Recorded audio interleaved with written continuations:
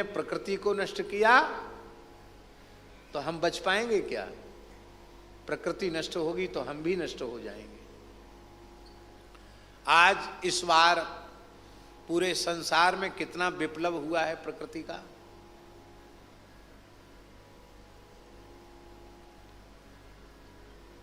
कितने भूस्खलन हुए, कितने बादल फटे, कितना जगह आग लगी।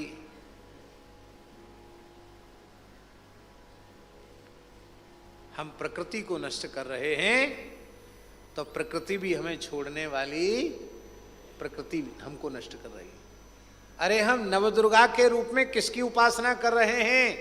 इस शारदीय नवरात्रि के रूप में प्रकृति की अधिष्ठात्री भगवती जगत जननी जगदम्बा, मूल प्रकृति, प्रधान प्रकृति, हम उसी की तो उपासना कर रहे हैं।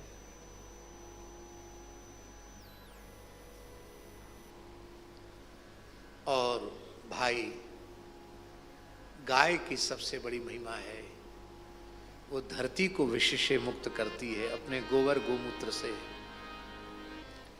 जल को शुद्ध करती है।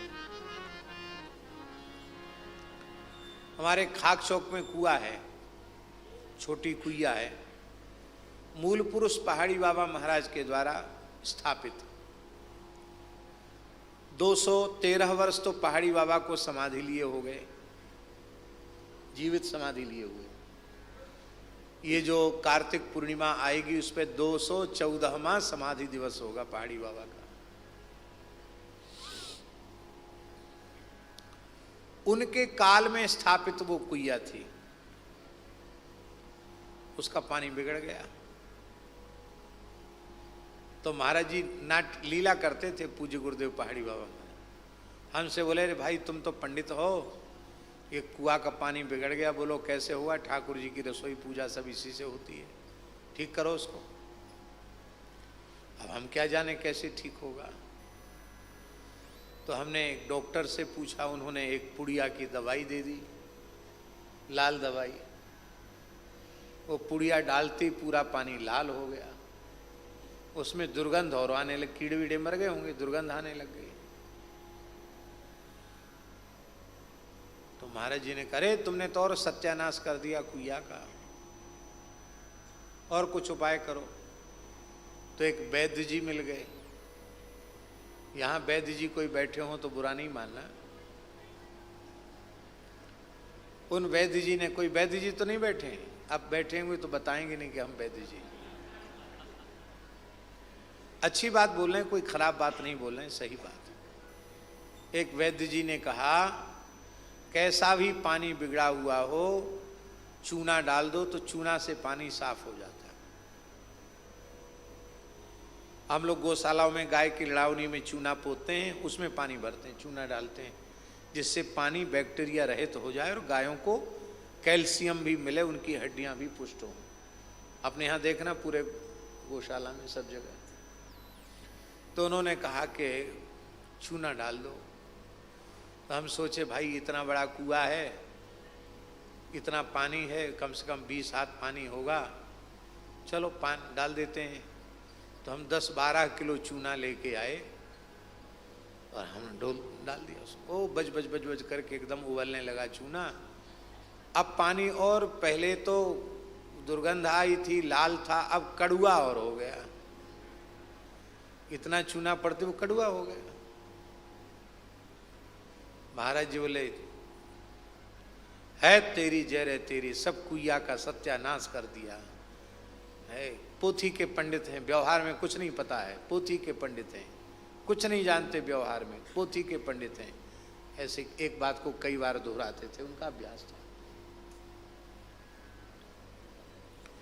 तो मैं हाथ जोड़ के कहा, महाराज जी हम तो अब थक गए, हम तो जानते नहीं कैसे, जैसा जैसा लोगों ने बताया हम करते चले गए और वैसा हो, हम क्या करें। हमने कहा, महाराज जी आप बताइए उपाय। तो विद्यार्थियों से बोले, हे भला गोमूत्र बाल्टियों में इकट्ठा करो। तो गैया का मूत्र इकट्ठा कर लिया बाल्टियों में, ताजा ताजा गोबर उठाओ और गोबर गोमूत्र को घोला है, और घोल करके 8-10 बाल्टी गोबर गोमूत्र घोल के उसी में डाल दिया। तो हम अपने मन में क्या सोचें कि अब हुआ काम, अब रहा सहा और ये गोबर सड़ जाएगा, गोमूत्र है गोबर है, अब तो और खराब हो गया। ये मन में हमने सोचा, बट डर के मारे बोला नहीं। 24 घंटे तक कुछ नहीं महाराज बोले। 24 घंटे के बाद बोले, निकालो पानी, निकालो इसका सब पानी निकालो। तो बाल्टियों से हम लोग खींच खींच कर कुइया का पानी निकालने लगे। सारा पानी निकाल दिया। बोले एक बच्चे को उस बाल्टी में बिठाओ जो हल्के वजन का हो, कुआं में भेजो उसको। बच्चा, नीचे जितना गोबर हो चूना हो वो सब निकाल के बाल्टी में भर भर के ऊपर भेजो, नीचे बालू निकल आवे। एक छोटा बच्चा था, उसको बाल्टी में बिठा करके नीचे पहुंचा दिया गया। 8-10 बाल्टी, 10-20 बाल्टी होगा, कुछ निकला कचड़ा। इसके बाद उसको बाल्टी में बिठा कर बाहर निकाल लिया। और निकालने के बाद दूसरे दिन, अब पानी तो पूरा खाली हो गया, दूसरे दिन नया स्रोत आया। तो महाराज बोले, अरे भाई बड़ी जोर की प्यास लग रही, लाओ पानी लाओ, पानी लाओ, पानी लाओ। कहाँ से पानी लाए? खींचो, कुइया से खींचो पानी, झिर आ गई होगी, पानी खींचो। पानी खींचा, एकदम बढ़िया निर्मल जल। हम सोच रहे थे कि कुछ न कुछ कड़ुआहट तो इसमें होगी, पर महाराज जी ने जल खूब राम जी को मन ही मन भोग लगाया, तृप्त होके जल पिया और सबको कहा कि जल पियो। आज तक उस कुइया का जल अमृत के जैसा है, आज तक अभी भी है। आप जाकर चेक करके देख लेना, पी करके देख लेना, अभी भी उसमें जल है। यह घटना सन 2000 के पहले की होगी, तो 25 वर्ष तो हो ही रहे इस घटना को। गाय का गोबर जल को शुद्ध करता है, ये प्रत्यक्ष अनुभव हमने किया। गोबर गोमूत्र से जल का शुद्धिकरण हो जाता है। बोले अब इसमें कीटाणु नहीं पड़ेंगे। श्री सीताराम प्रतिदिन सत्संग एवं दर्शन के लिए श्री महाराज जी के ऑफिशियल चैनल को जरूर सब्सक्राइब करें।